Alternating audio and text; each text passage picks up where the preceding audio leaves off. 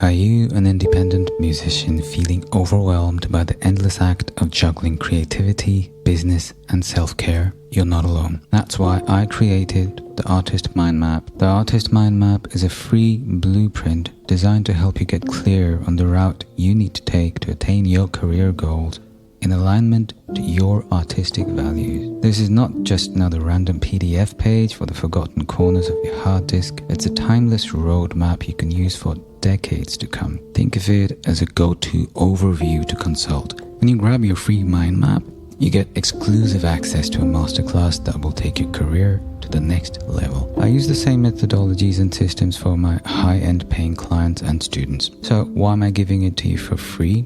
Simple. I want to build a community of artists who can count on each other for safe spaces. Music saved my life. I believe that you have all that it takes to be the artist you were meant to be, if you're willing to put in the work. And more importantly, understanding what that work is. And the Artist Mind Map was designed to help you do exactly that. So if this resonates with you, go to artistmindmap.com and download this resource. artistmindmap.com. So, as an artist looking for an artist coach and wishing I had found one, which I didn't, by the way, not until much later, today I'm finally going to give you my take on what an artist coach is, because there's a lot of mythology around this floating around. So let's clear this up once and for all. By the time you finish listening to this episode, you'll know exactly what an artist coach does, how it helps you if you need one, and how to find the right artist coach for yourself. So please stick around till the very end. Welcome to another Session Solo Cast. These solo casts were designed to help independent artists and musicians like you navigate the very complex labyrinth that is your artistic practice and career. They're based on empirical research and experiences of my own career as an independent musician and an educator and coach working with artists just like you. The primary aim behind these sessions is to offer accessibility to the kind of education many of us need to work with in order to forward ourselves in these very confusing times as empowered and independent artists in the truest sense of the word. What is an artist coach? A guide for independent artists. Welcome to today's solo cast. Now, I've been receiving queries in multiple forms from very different kinds of people amidst my artistic community. Some of these are co-practitioners, some of these are students, some of these are faculty from institutionalized forms of education I've been get faculty at, and some of these have actually been patrons, just music listeners, my older audiences who are curious about this somewhat newer chapter of my life where I'm merging my roles as a practicing artist and an educator, including my coaching services. So I thought it's about time I bit the bullet and dedicated an entire episode to my take on what it is exactly a coach does. I say this is a guide for independent artists today, but this is open to all. Anyone who's interested in this specific service I offer is welcome to listen through the entire episode today. Now, I'm gonna be off script for a while. All of this was off script before I dive into the blog post that comes with this episode. But I'll stick to an off script version of a bit of a story I wanna ramble on about.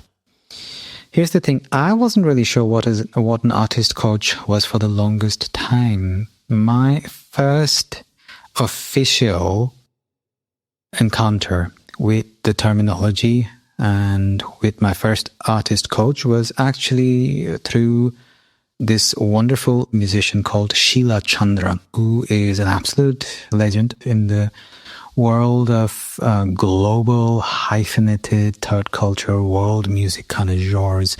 Technically speaking, one could call her the first official quote-unquote world music artist. And I also had the humongous honor for hosting her on one of her first interviews in years after a hiatus when she wouldn't be seen or heard speaking publicly due to health issues.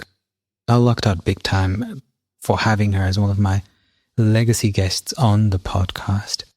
I'd been familiar with her work earlier, though, while digging a little deeper into her history on what she'd been up to after she'd taken a hiatus from her performing career. And turns out she had been active as an artist coach. Now, when I first came across this term, I didn't really know what it was. I had vague ideas, of course. I mean, the name seems self-explanatory enough. But personally, I'd always had mentors who honestly were kind of the result of coincidences and happy ones, ideally. And then I had my teachers and professors in university, and I had my music teachers, people who gave me instrumental lessons or lessons in, songwriting, music production. All of it was always connected to my direct practice and somewhat conventional forms of education. By the way, there's a plane flying over my head right now. In case you hear that in the background, I do apologize. I don't actually live that close to an airport, but I'm currently in a city of 14 million people and there are planes flying over my head more often than not. Anyway, Sheila Chandra was officially the first artist coach I came across. Before that, I'd basically been winging it, getting random advice from my ensemble teacher, my mentors, people like Gary Barone, the late Gary Barone, who one of my first true mentors, who really painstakingly, thoughtfully, lovingly, I would like to think, mentored me for 6 years during my years in school and college. He was my student counselor at the time, and I guess his counseling was the closest thing I'd gotten to artist coaching. And I'd also been apprenticed earlier on. I don't know if that's a word, but I'd worked as an apprentice for a gentleman called Monojit Datta in Calcutta as a teenager. I wasn't even an adult when I started working with him as an apprentice, signed my first contract under his tutelage for steady gigs at clubs and tours. I was just 17, and he was a mentor. But I'm not sure I'd refer to him as an artist coach per se. Now, where does this definition actually differentiate itself from such mentors and teachers in our lives? That's what I'm going to try and unpack. With Sheila Chandra, I was fascinated about how she'd managed to really establish herself in a very authentic and respectful manner as an artist coach, not as a music teacher, not as a music business expert per se, which I'd also encountered, by the way, when I went to uni for my bachelor's degree. We had lots of music business lectures, but most of these people who'd lecture us literally would give us a lens into the music industry from the point of view of a businessman, of the industrialists, the people who were running the industry and were not practicing artists themselves. So it was either hardcore practitioners I was getting input from, or hardcore business people I was getting an input from. In between was this humongous missing link where I consciously or subconsciously was really, really in dire need of guidance. That guidance is what I thought Sheila Chandra was providing through her artist coaching practice.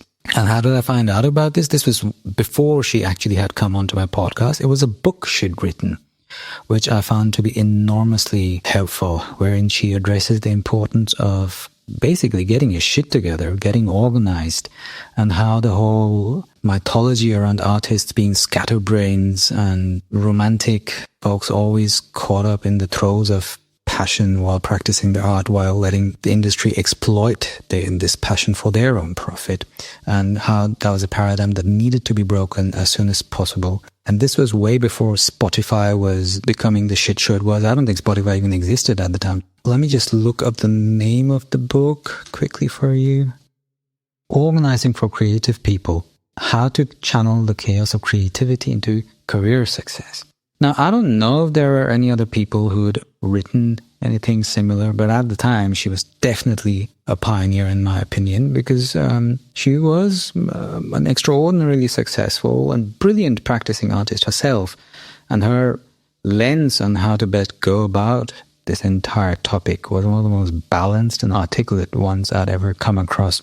So, as an artist looking for an artist coach, and wishing I had found one, which I didn't, by the way, not until much, much later. Today, I'm finally going to give you my take on what an artist coach is, because there's a lot of mythology around this floating around. So let's clear this up once and for all. By the time you finish listening to this episode, you'll know exactly what an artist coach does, how it helps you if you need one, and how to find the right artist coach for yourself. So please stick around till the very end. Okay, to start off with, unlike traditional employment structures where roles and responsibilities are clearly defined, the challenges independent artists face in the work environment are way more unique because we strive constantly to balance an almost impossible balance. We are trying to balance creativity, career development with or without realizing it, even if we aren't actually doing something specifically or proactively for our career development. That is what we're doing for our career development, namely nothing. But we're still, really in the thick of it. One way or the other, our career is developing itself poorly if we aren't addressing it consciously, and well if we are trying to. Then there's personal well-being, which we need to address very thoughtfully, because without our health, both mental and physical, we're pretty much, fucked, honestly. So to navigate the complexities of all the creative expression, the self-promotion involved, and financial sustainability on our own, we'll usually find ourselves in situations where overwhelm threatens to seep in. And this isn't just a probability, but actually very common. This is where coaching actually comes in. So I'm going to try and explain the kind of coaching that actually would make sense for professional artists. Generic business coaching is not going to work for us, and just taking music lessons from amazing musicians and artists is not going to cut it either. Let's try and explain and unpack exactly what this is. What is an artist coach? An artist coach is a mentor, in my opinion, a mentor who guides artists in developing their craft and managing the business and emotional aspects of our careers. This is where you might be asking, do I really need one? Yeah, let's cut straight to the chase. Let me help you out. Well, for starters, according to research, and you can look up the references of the research I've done on the blog post itself, which I'll include in the episode links, FYI. According to research, mentorship and coaching can significantly improve an artist's ability to succeed by providing support in areas like career planning, skill development, and personal well-being, as aforementioned. Now, artist coaches typically offer guidance in setting and achieving artistic and professional goals, overcoming creative blocks, marketing, and building a personal brand. Yes, folks, that is a part of your job as well. Developing sustainable business models. Yes, folks, I'm sorry, business models, not your favorite word. I know, not mine either, but that is part of our jobs too. And enhancing physical autonomy and awareness. Though this is not as typical, not a lot of people necessarily offer this as part of their skill set, coaching skill set. Rather than focusing solely on more conventional aspects of music education like technique, musicality, or even traditional career counseling alone, artist coaching, ideally anyway, takes a more holistic view. Now, you'll excuse my using the word holistic. I mean, I run an academy called the Holistic Musician Academy, but I would contend one of the biggest responsibilities of an artist coach is to make sure that you got a holistic system for yourself going. Now, what is holistic? Maybe I should do an episode just on that. What does the word holistic even mean? Generally speaking, it's a modality where all aspects of your career are well integrated and work in sync with another, as opposed to being scattered and divided. So your self-care and your PR plan, your branding strategy and your technical skills, believe it or not, they're intricately connected to each other. When you learn and grow strategies for one aspect, it will affect the other parts of your skill set positively, one way or the other. And the quicker you can find a coach who helps you find these interconnections between all of them, the better your chances of sustaining your career get. This holistic approach integrates elements of emotional and physical well-being, business acumen, and life skills into coaching sessions, helping artists achieve balance across all these different aspects. Ideally, it'll aim to ensure that artists are equipped not to succeed only in our careers, but also to maintain personal fulfillment and mental health. For a lot of people, that might just sound redundant and superfluous, but you'd be surprised at how many of us folks out there still haven't actually really understood the fundamental importance of our mental health and personal fulfillment for a successful career in the long run. We talk about it, people talk about it a lot, but most of the conversations out there are quite lopsided. Hence, I can only reiterate, a holistic approach is what we want to get going for ourselves. What are the benefits of a holistic format, a holistic mentorship? I'm going to try and break down some of these benefits. Number one, personalized guidance. Here's the thing. Independent artists often lack formal structures and resources we actually are in dire need of. I've worked with brilliant college graduates, even stars to be honest, and I'm not even exaggerating here, who are excellent at being artists and musicians, but feel pretty lost about what it is exactly they're supposed to do with their musical skills in order to build a sustainable career. Additionally, the absence of a steady income structure, career support, and conventional networking opportunities can lead to feelings of isolation and career stagnation. This is verified by research as well. An artist coach provides customized support that meets the specific needs of independent artists in these respects, including strategies for self-promotion. Yeah, nobody really likes that word, but you need to be coached because you're not getting away from not promoting yourself in this day and age. So you might as well come up with a strategy that you are comfortable with and you feel is aligned to your inner voice. Additionally, artist coaches will also give you customized pointers, at least, advice on financial stability. Just to be clear, they're not a substitute for professional, financial, or even legal counsel, but they will give you some pointers, the basics on how to build a certain degree of financial stability and mental well-being. In the case of mental well-being, again, I should also reiterate, apologies if some of this sounds redundant, but they're not a substitute for a psychiatric treatment or therapy either. They're not necessarily a substitute. Now, therapy and coaching can go hand in hand. I intend to put out an episode on this in the near future. But make sure you realize that,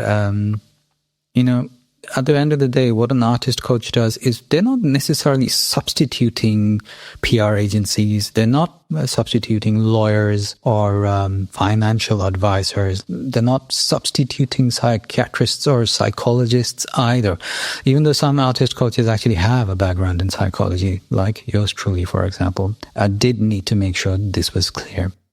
A very long description of number one benefit of artist coaching. Personalized guidance, as opposed to generic, uncurated, random information. Number two, support for personal and professional development. Might sound redundant, but bear with. Now, the pressures of a creative career can lead to emotional challenges. The kind of emotional challenges other professions don't necessarily come with, at least not with the degree of variety and depth ours does. Some examples could be extreme imposter syndrome or burnout, all of which can affect both artistic output and overall well-being. As opposed to 9 to 5, folks, our job is to create. We need to create shit, and it needs to be stuff that's good. This isn't just about churning out random algorithm fish food. It's about ideally churning out original and fulfilling art. And the kind of pressures that comes with requires support, both professionally and personally. Support for the kind of personal and professional development that is needed to sustain that kind of creativity. Number 3, diverse expertise and cross-disciplinary insight. Artist coaches often will have a diverse background, blending experience in the arts with knowledge in business, psychology, physical fitness, or other forms of specialized education. This interdisciplinary approach reflects the increasing demand for creative professionals to possess skills beyond general artistic proficiency, especially in today's industry. For example, many artist coaches are well-versed in entrepreneurship skill sets, offering insights into branding, audience management, and income diversification. Others may integrate practices like mindfulness or wellness coaching, providing artists with tools to manage stress and help you with your creative flow again. I apologize if some of these points sound a little redundant, but they're just so closely linked to each other. It's very hard to kind of divide them into explicitly different points because they're not. They're all connected. So just to make sure you're not confused, 3 points I want to make about how coaching can benefit you. Number 1, personalized guidance. Number 2, support, the kind of extra support you need for your personal and professional development to sustain your creativity. And number 3, a diverse skill set so you get the chance to expand your horizons and navigate the current music industry gracefully. That being said, now let's get a little more micro. What are the key areas of focus in artist coaching once you've gotten a hang for these broad strokes? One of them could be goal setting. Effective goal setting has been shown to enhance performance in creative fields by providing us with direction and motivation. Artist coaches ideally will help clients clarify and refine their artistic vision and create actionable steps to achieve long-term success. It's one of the reasons I'm always so hung up on trying to give you actionable steps, even on these podcasts. I'm not even talking about my personal clients who are part of my community. Number 2, creative development. Sounds banal, but artist coaches will offer you feedback, inspiration, and practical strategies, not just actionable steps, but larger pictures, practical strategies for overcoming creative blocks, a common challenge for artists.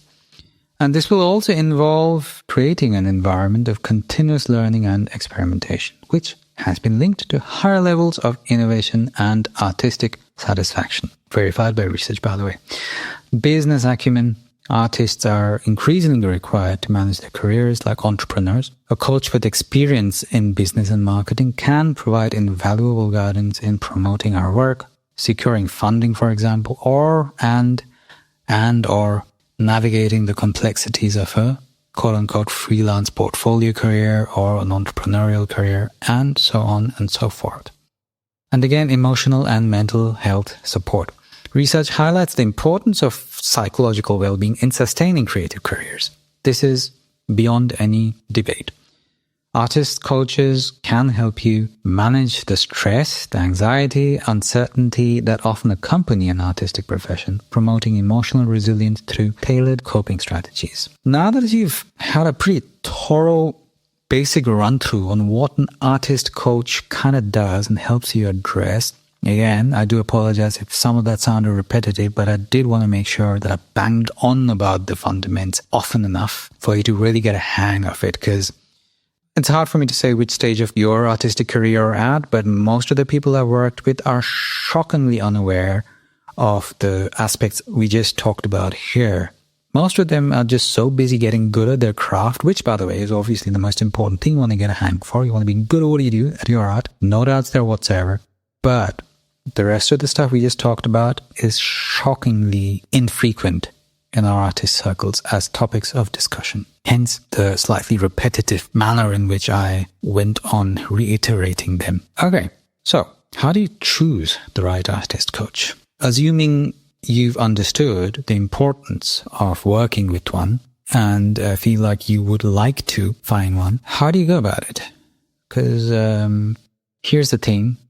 Fun fact, confession, speaking from experience, as much as I preach, I hate that word preach, as much as I recommend finding an artist coach to help you and support you on your career as part of your team, I personally would contend it's a non-negotiable at this point.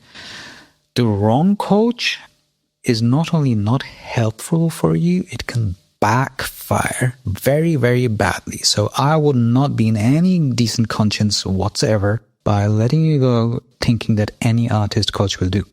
You not just want to make sure you're ready to work with one, you also want to make sure they're the right one for you. So how do you choose the right artist coach? Here are a few suggestions. Number 1, evaluate their background. look for coaches who have a diverse background, ideally, including experience in both the arts and other relevant areas, such as business or wellness, broadly speaking, for lack of a better term. They might have a background in psychology or sports studies or fitness or yoga. It's good to have someone with a general qualification with the physical and mental aspects of an artist's journeys.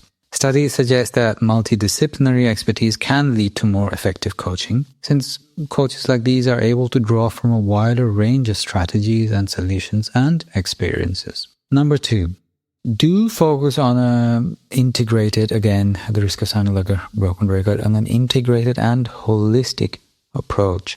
As discussed earlier, this is essential for ensuring that the coaching addresses all areas of your artistic career, your artistic journey, not just your quote-unquote career. Coaches who focus on this holistic development are better equipped to help you maintain balance and avoid the dreaded burnout. Number 3, seek proven success. This is trickier than one thinks. Look for coaches with testimonials or case studies that demonstrate their ability to help artists achieve tangible outcomes. Now, I do want to say testimonials are a thing, of late I've run into a lot of cases where the testimonials were, for a variety of reasons, not necessarily as trustworthy as they might have been sold as. I apologize if that sounds a little dark, but I guess the point I'm trying to make is testimonials on their own is not enough. You want to do a little more research on your coach. Look for their library of work. Look at the kind of music they've done. Look at their body of work. Look at, try and see if you can find proof of concept. My personal favorite for researching potential coaches or mentors is to listen to their podcasts. I mean, I would say that one day, especially on my own podcast. But I think here's the thing about podcasting. It really gives you a very, very first-hand insight into the manner in which they communicate. So you do know that the manner in which someone communicates on the podcast and the manner in which they mentor will have a lot in common. So seek proven success and make sure you've done some research on whoever it is you're about to work with. Now, I have an academic background and I will own all the shortcomings institutionalized forms of education come with. In fact, a lot of my clients and students are people who were lost after paying thousands of dollars for their college education and then being lost about what to do with their skills. So it's not like institutionalized education is a one-size-fits-all, which gives you license to kind of call yourself an artist coach and a good one at that by default. But that being said, the other pole of that is could be worse. Random overnight coaching gurus who took an online course over a weekend and who unfortunately often are a lot better at marketing their skills and their businesses than folks with an academic background are can actually be an even riskier bet. So I guess the point I'm trying to make here is look for someone who has the kind of experience, has a certain degree of credentials that makes you feel comfortable about their credibility. Yeah, let me repeat that. Look for someone who comes with a background and qualifications who make you feel comfortable about their credibility. That was a very long-winded description of my third point on how to find your right artist coach. Seek proven success. Number 4, last but not the least, definitely not the least, trust your intuition. You know what I'm talking about. We all have it. And at the end of the day, Einstein would call it the higher rationale. Don't quote me on that, something on those lines anyway. But a rationale is one thing, but your intuition is usually on point. Now, that doesn't mean that a coach who necessarily says things that make you feel uncomfortable about certain issues is not the right one. Sometimes the kind of information we really need to grow is information that does make us feel uncomfortable. So it's a fine line. But generally speaking, coaching is a somewhat personal relationship, and it's important to find someone with whom you really feel comfortable, even if conflict and uncomfortable topics and points of controversy or debate need to be addressed for your growth. And these will be essential to get into the trenches with. Consider taking a few initial consultations. A lot of coaches offer a free call, a discovery call, which is usually a short call, often free of cost, where you basically get to say hello. In my case, for example, I offer a 15-minute free call. Anyone can sign up for this. And both of us can do a bit of an assessment on how we feel about a possible working collaboration, if it could be a good fit. And if we feel like it might be, then we'll get on a second call, which is also on the house. It's a little longer, but it also comes with a commitment. It assumes that we hope to start working with each other. So it's still free. It's still on the house, but comes with a commitment. And it's a second call I offer only to someone where I'm confident that this is someone who's serious about their career and might be a good fit to work with. Additionally, some coaches also offer, including me, one-time consultation. So these are slightly pricier than if you sign up for a program with me, especially if it's live coaching. Self-paced courses and group coaching is a whole different thing. But assuming we're talking about one-on-one coaching, you can also just take a one-off consultation with an artist coach who you feel might be helpful. Either way, long story short, do trust your intuition and figure out a way to find people who you have the chance to get to know before you commit to something is going to be a little more long-term. To conclude, that was quite a long episode today. We're at 40 minutes already, probably one of the longest solo casts I've done. To conclude, an artist coach can provide invaluable support to independent artists. This is beyond any controversy. And in my opinion, I say this as a practicing artist, not just someone who coaches and runs a coaching business, but is a practicing artist, knows the amount of time and resources and energy and heartbreak and failure, unnecessary failure and wastage of resources, even though I don't necessarily look at any of them as negative things, but your time and your energy are your most valuable resources as an independent artist, as a practicing artist. So if there's anything that can save you those two, prioritize that. I would contend navigating on a career as an independent artist in this day and age without a mentor or a coaching is just kamikaze. Yeah. Now, if you're lucky enough to have a mentor in your life who you're not paying, good for you. Although I will say that comes with a caveat. The financial transaction involved in hiring a coach and a mentor also gives you a certain sense of security and a professional commitment, including confidentiality and work ethic, which you can't necessarily bank upon if you're doing it on a more informal basis. So that's a whole topic on its own. But generally speaking, the primary takeaway here is if you're really serious about your career, please get mentored, get coached. Get coached by someone who blends artistic guidance with practical advice and emotional support.